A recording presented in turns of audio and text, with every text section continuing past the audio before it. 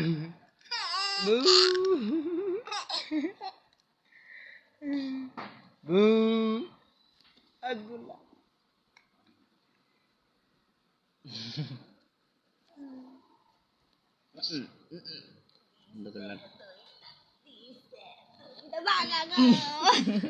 এই আব্দুল্লাহ এই যাও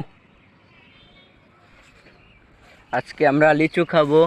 এই লিচু চুরের জ্বালায় রাখতে পারি না এই যে আমাদের গাছের লিচু এখন আপনারা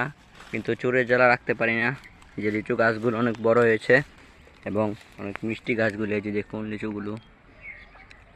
কিন্তু চুরের যন্ত্রণায় রাখতে পারি না